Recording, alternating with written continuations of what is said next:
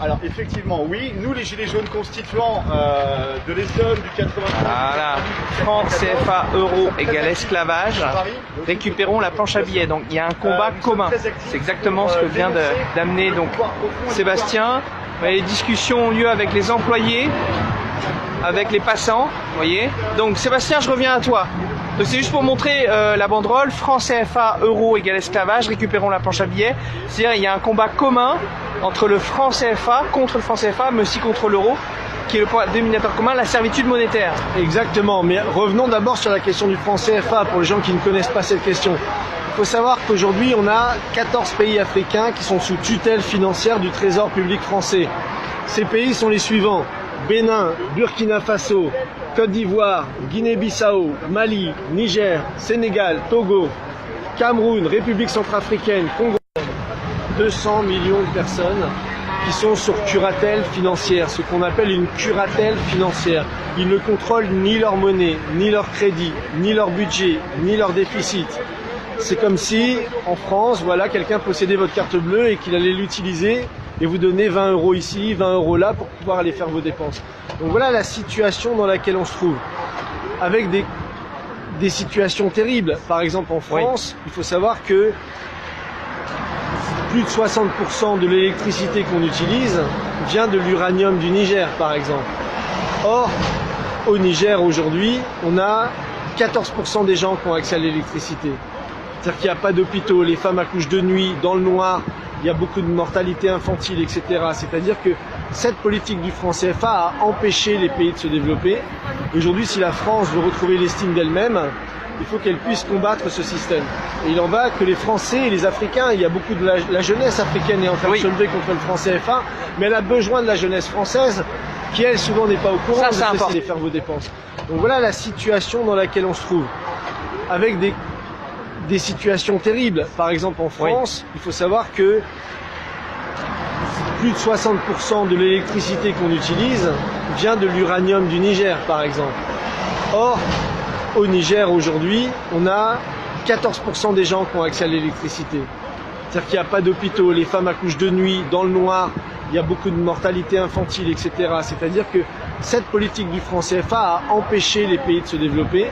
Aujourd'hui, si la France veut retrouver l'estime d'elle-même, il faut qu'elle puisse combattre ce système. Et il en va que les Français et les Africains, il y a beaucoup de la jeunesse africaine est en train de se lever contre le franc CFA, mais elle a besoin de la jeunesse française qui, elle, souvent n'est pas au courant de ce système. Ça, c'est important. Voilà, la jeunesse française qui non seulement doit aider pour des questions d'ordre simplement de justice, de libérer ces pays-là de la curatelle financière, et comme tu le disais Yannick aussi, de se libérer nous-mêmes de la curatelle de l'euro. On a un ennemi commun, l'État profond, l'oligarchie financière. Elle n'a pas de frontières, elle est mondialiste, elle est aussi bien présente en Afrique que chez nous en Europe. Exactement, d'ailleurs, ce que dénonçait Tshujang Puemi sur le franc CFA, ça vaut aujourd'hui pour l'euro. Son existence à l'euro ou au franc CFA dépouille les États de leur souveraineté monétaire. Et aujourd'hui, les pays de l'Union européenne sont dans la même situation que les 14 pays d'Afrique qui sont soumis à cette tutelle du franc CFA. Donc, euro, CFA, même combat. On ne peut pas opposer les uns aux autres. La supranationalité monétaire, ça a toujours été utilisé par l'oligarchie avec ce qu'on appelle des banques centrales indépendantes, mais qui sont indépendantes des peuples et des États, mais pas indépendantes de l'oligarchie financière, des marchés financiers, de JP Morgan, Goldman Sachs, etc. Donc on est dans le même combat et c'est le message qu'on est venu dire ici à Chamalières. Parce qu'il y a à la fois la Banque de France, je vais montrer d'ailleurs qui n'est plus nationalisée. Aujourd'hui, la Banque de France n'est pas nationalisée. Et à la fois la production du franc CFA, qui imaginerait que la monnaie de son pays soit fabriquée dans un autre pays. Ça n'existe nulle part. Sauf ici. Sauf ici. Voilà. Et quand on explique dans le monde que l'argent des Africains est fabriqué en France sous contrôle du Trésor public français, personne ne nous croit même. C'est-à-dire qu'on a un paradoxe. Voilà. Donc, on est venu pour dénoncer ça, pour dénoncer la répression monétaire que dénonçait Puemi. Je vous montre la carte. Voilà, soutien des automobilistes. Alors une chose que tu as dit tout à l'heure, c'est que la jeunesse africaine et la jeunesse européenne avaient un ennemi commun et devaient travailler ensemble. Alors justement, il y a une chose aussi qui est intéressante, c'est qu'il y a hier ou avant-hier, je ne sais plus, il y a un collectif de jeunes africains, ou de moins jeunes africains d'ailleurs, peu importe, qui s'appelle UDC, Unité, Dignité, Courage. Ils étaient là en fait, ils étaient à l'entrée, vous voyez, ici, voilà, pour faire prendre conscience aux ouvriers que, voilà. Alors notre message est un peu différent, c'est bien sûr on dénonce le franc CFA, comme tu viens de le faire, mais surtout on veut reconvertir cette imprimerie demain pour qu'elle fasse des francs en fait. Et uniquement des francs français, voilà. Voilà, et pas des francs africains. Voilà. Exactement. Voilà. Donc ils puissent reproduire leur monnaie chez eux. Unité, dignité et courage sont des panafricains. C'est des gens qui se battent pour un nationalisme africain, un nationalisme panafricain. Et donc se battent pour que justement ils puissent avoir la souveraineté monétaire. Parce que, comme on le sait, si l'État ne contrôle pas la monnaie, on ne le répétera jamais assez, hein, c'est la monnaie qui contrôle l'État. Donc aujourd'hui, on a nombre de groupes africains, dont Unité, Dignité et Courage, le collectif pour sortir du franc CFA. On a de nombreuses pages Facebook que vous pouvez aller suivre sur Internet qui font de la pédagogie là-dessus.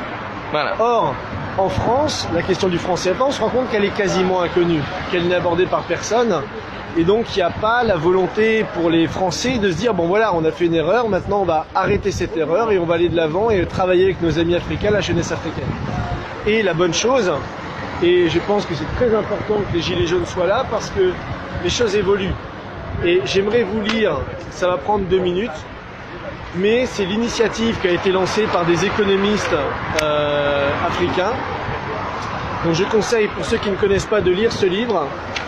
Donc sortir l'Afrique de la servitude monétaire, Kako Nububko, qui a été l'ancien ministre de l'économie du Togo, Martial Zebelinga, Bruno Tinel, Demba Moussa Dembélé, qui sont des économistes qui ont expliqué les mécanismes sous-jacents à cette servitude monétaire. Alors cette image est très belle. Derrière, pour ceux qui arrivent sur le live, vous avez l'imprimerie en France à Chamalières qui imprime les francs CFA. Et à Paris, les taux de change de cette monnaie qui concerne donc 100 millions, 150 millions d'habitants en Afrique sont définis à Paris contre leur développement. Et là, on brandit ça, sortir l'Afrique de la servitude monétaire. Voilà, ça c'est important. Voilà. Et donc ces économistes, Kako Nububko et d'autres, viennent de organiser les premiers états généraux sur la question du franc CFA, donc au Mali. Donc ils étaient tout un groupe d'individus. Donc je vais vous les citer, hein. Il y avait Aminata Dramane Traoré qui était ancienne ministre du Mali, Kako Nububko, ancien ministre du Togo, Mamadou Koulibaly de Côte d'Ivoire, Demba Moussa Dembélé du Sénégal, Issa Ndiaye du Mali, Martial Zebelinga du Cameroun qui est l'auteur du livre, et Louis Magloire Kemayou et Taoufik Ben Abdallah de Tunisie et du Cameroun. Donc ils ont publié pour la première fois un appel qui fait le point